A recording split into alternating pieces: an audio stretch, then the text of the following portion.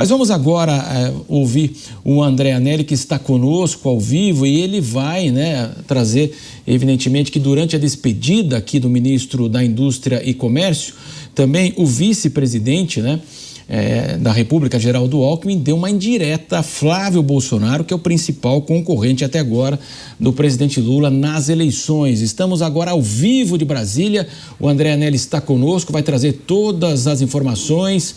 Muito boa noite, seja bem-vindo. Oi, Marcelo, muito boa noite a você também e a todos aqui nos Pingos nos Is, na Jovem Pan. O vice-presidente, ministro do Desenvolvimento da Indústria, Comércio e Serviços, Geraldo Alckmin, realizou um café da manhã com jornalistas nessa quinta-feira, se despedindo do cargo justamente por conta da necessidade de desincompatibilização, exigência da Justiça Eleitoral para quem vai ser candidato nas eleições de 2026. É o caso dele, que mais uma vez vai ser o vice-presidente na chapa do presidente Lula, e nessa ocasião de despedida e também de balanço dos serviços ao longo dos últimos anos, Alckmin foi perguntado a respeito do Flávio Bolsonaro, senador, que hoje é considerado como o principal adversário do presidente Lula na disputa aqui pelo Palácio do Planalto. Geraldo Alckmin afirmou que quem defende a ditadura não deveria nem mesmo ser candidato.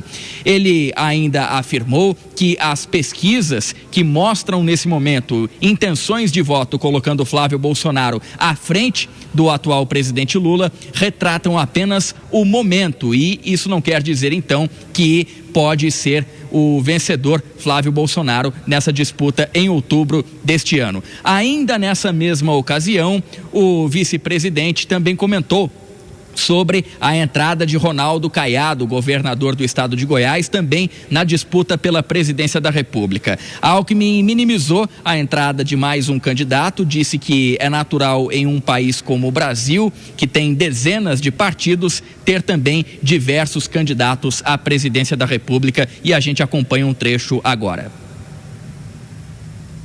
Vários candidatos disputando aí os cargos majoritários. Em relação à eleição, pesquisa, ela é momento. Aliás, a maioria das pesquisas, o Lula até está na frente, mas tem pesquisa que pode não estar.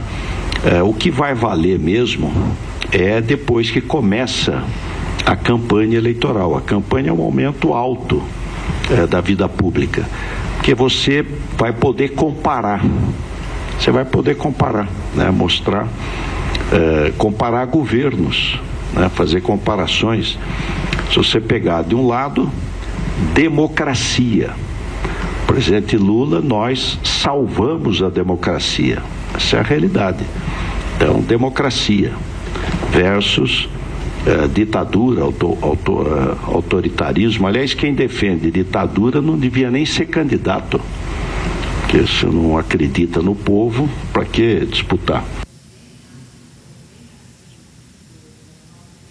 E nessa mesma ocasião, Geraldo Alckmin também afirmou que, na avaliação dele, eleição não se trata de um mata-mata, nem uma corrida de cavalo, nas palavras dele, e sim uma demonstração de amor pelo país, e ele prometeu, então, suar a camisa para que o presidente Lula consiga a maioria dos votos em todo o país, em especial no estado de Alckmin, estado de São Paulo, que, nas últimas eleições, deu vitória ao ex-presidente Jair Bolsonaro.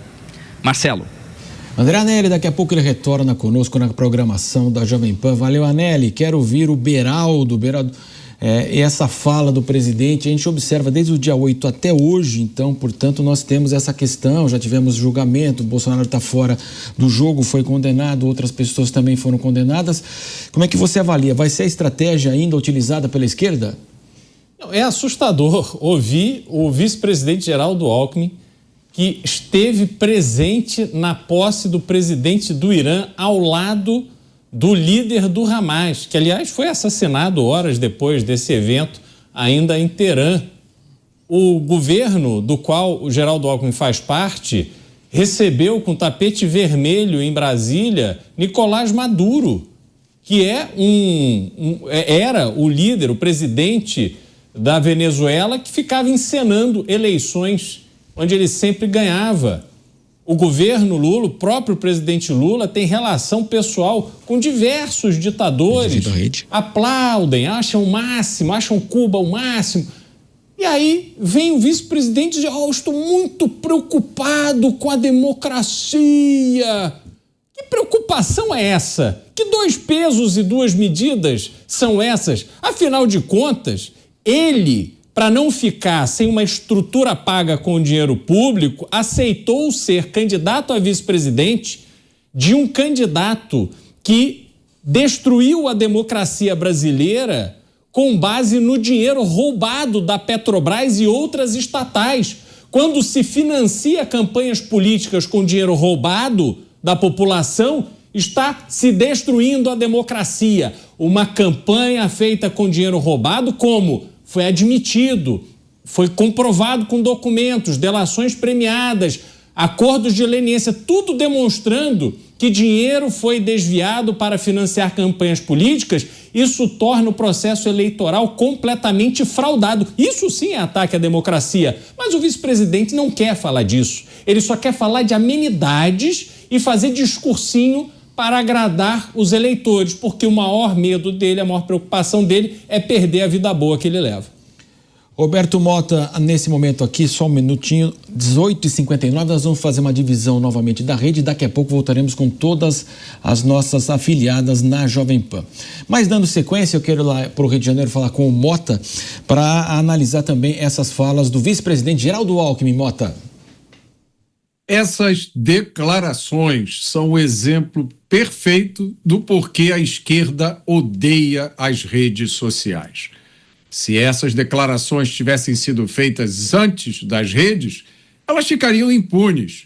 Como elas são feitas agora, todos os nossos espectadores podem comprovar a hipocrisia por trás delas. O socialismo é a religião do ódio e do ressentimento.